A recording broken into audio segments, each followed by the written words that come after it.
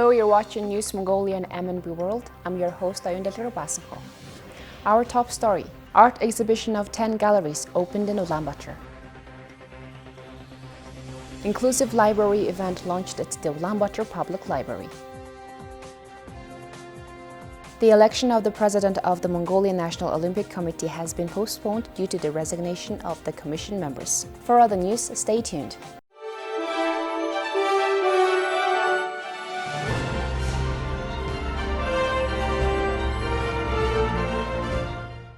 It's always been restrictive for blind people to read the books of their choice. 17 years ago, the Ulaanbaatar Public Library opened a room for the blind, and it has been adding books to its collection on a regular basis. On Wednesday, the library held an inclusive library event to make more people familiar with its services. A resident of 3rd Hora of BEIJING district, Maralma graduated from the State University of Arts and Culture, majoring as a music teacher. Now she teaches at the Vocational Training Center at the National Center for the Disabled. She is a regular reader at the Ulaanbaatar Public Library, and what she needs the most is Braille music sheets and reference books in Braille. It's often hard to find a Braille music sheet that I want to play. I really wish I could have access to more Braille books and publications than are currently available. Like Maralma, there are lots of people with visual impairments and therefore in need of Braille and audiobooks in order to educate themselves and specialize in their professions. For this reason, 17 years ago, the Ulaanbaatar Public Library opened a reading room for the blind with a capacity of 20 people, and it keeps adding more books to its collection. We have about 400 audiobooks, about 10,000 Braille notebooks and books. More and more books are continually added to our library. The budget to purchase new books annually is not very big. The administrators of the library put a lot of emphasis on the matter and try to solve the issue with good management. We add more books to the reading corner for the blind with the assistance of various NGOs and donor organizations. The Ulaanbaatar Public Library has served more than 12,500 readers with a visual impairment over the past 2 years. In order to improve the services, the library has introduced a new way to order and borrow books from the library online. This and the other achievements have been shared with the attendants on Wednesday's inclusive library event. The Ministry of Health updates on the current COVID-19 status in Mongolia. In the past 24 hours, 595 new cases were confirmed. Unfortunately, 6 patients, 5 women and 1 man died of COVID-19 complications.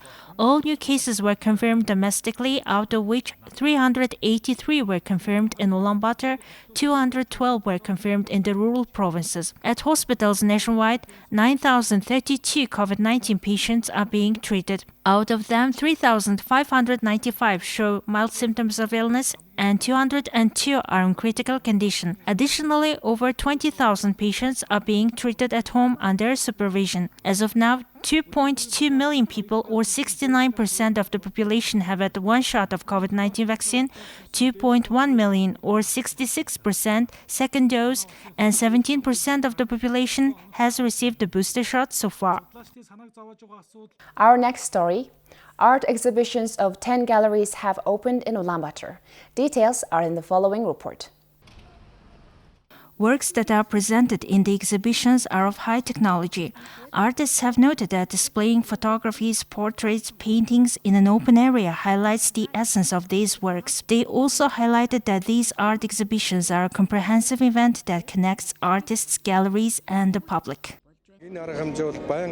If these exhibitions become an annual event, it will be more fruitful for the public, while artists will be able to gain more experience from it. I think these exhibitions will help artists become aware about the current levels of contemporary art.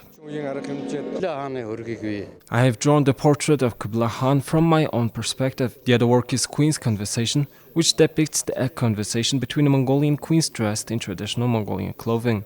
I've tried to portray the simplicity. Artists presented their masterpieces to showcase the current development of fine arts on a broader scale. The Minister of Culture talked about adding the fine arts sector to the economic circulation and providing the opportunity for artworks to enter the international market through digital arts. We have laid out the policy foundation for artists to earn income from their works even while they are asleep. As you well know, we have set up this foundation through the law on supporting the film industry. The next step would be formulating a law regarding cultural creative production. Over the past 9 months, we have conducted some research on cultural creative production. Through this research, we have put together 12 directions with 19 activities. We have established appropriate policies for these activities and determined 5 primary directions, including fine arts. Mongolian artists now have the opportunity to enter the world market. She believes that the cultural sector now has an opportunity to contribute to the economy by the supply of artworks to the international market. For the first time, artworks are presented in a 2,000 square meters area. They will be available for viewers in the exhibition hall of the Michel Expo Center until the 21st of this month. Now let's check on the currency exchange rates provided by Mongol Bank.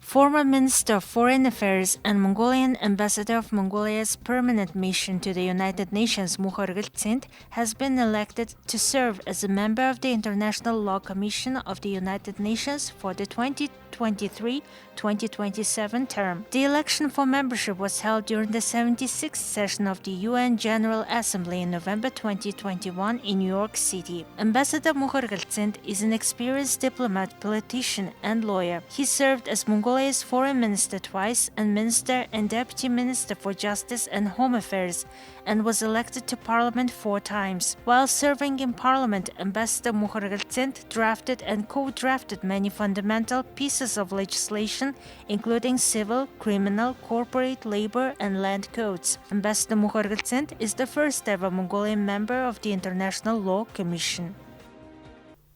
The Executive Council of the Mongolian National Olympic Committee met on November 17th and decided to postpone the 8th session of the Mongolian National Olympic Committee scheduled for December 13th and discuss the current situation.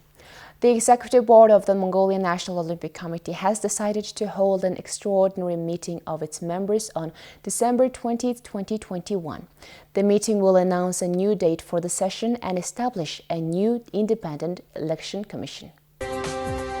The November 30th general election of the presidential election have been postponed due to the resignation of members of the Mongolian National Olympic Committee's election commission because of a potential conflict of interest. In particular, prominent members of the Mongolian National Olympic Committee's board have complained that commission members may be dependent on the committee's management. The members of the commission submitted their resignation, and the executive board of the Mongolian National Olympic Committee met yesterday and accepted those resignations.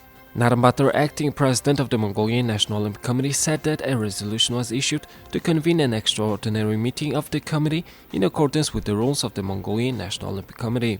An extraordinary meeting of the Mongolian National Olympic Committee is scheduled to take place on December 20th, as the meeting is scheduled at least a month in advance according to the rules. The election commission will be elected at a meeting on December 20th, and the date of the Mongolian National Olympic Committee session will be at least 3 months later. According to the rules, the conference can be held after March 20th. In other words, the Mongolian National Olympic Committee will not have an official president until after the Winter Olympics. The members of the election commission were approved at a meeting back in August, and there were 3 members. It is not possible to hold the election because there is no election commission at the moment. The members of the commission are announced at the meeting of the members of the Mongolian National Olympic Committee. The Mongolian National Wrestling Federation announced the doping test to the public on October 28, 2021 in accordance with the anti-doping regulations. 18 wrestlers who tested positive for doping on August 18, 2021 are considered to have committed doping regulations based upon the test results. The Mongolian National Wrestling Federation has announced the names of the wrestlers who have tested positive for doping. In a statement issued by the association, the Mongolian National Wrestling Federation announced the doping test to the public on October 28th in accordance with the anti-doping rules. One wrestler submitted a request to the Mongolian Wrestling Federation to have a B sample tested by the deadline, but the wrestler did not apply for a B sample to the Mongolian National Anti-Doping Agency and did not transfer the test fee. Also, one wrestler who violated the law did not receive the test results, so the Mongolian Wrestling Federation found his address and officially delivered the test results. Therefore, based on the results of 18 wrestlers who had tested positive for doping on August 18, 2021, the state lion Ulaanbaatar, the provincial lion Batsagan Hatwater, and the provincial elephant Ortnasan are considered to have committed doping violations. The repercussions for these wrestlers will be decided by the board of directors of the Mongolian Wrestling Federation.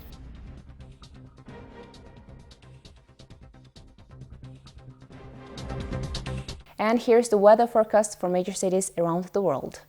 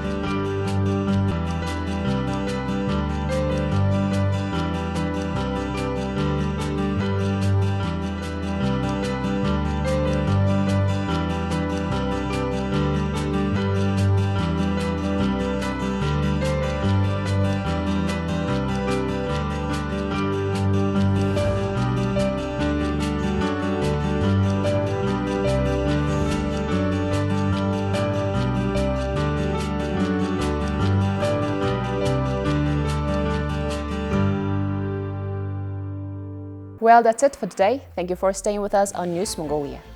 See you next week with more stories and updates. Have a great weekend. Goodbye.